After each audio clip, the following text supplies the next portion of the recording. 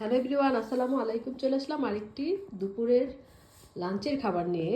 আজ আমি বাসায় দুপুরের লাঞ্চে করেছি লুচি, তারপর চিকেন কারি, সবজি ডাল আর হচ্ছে সালাদ।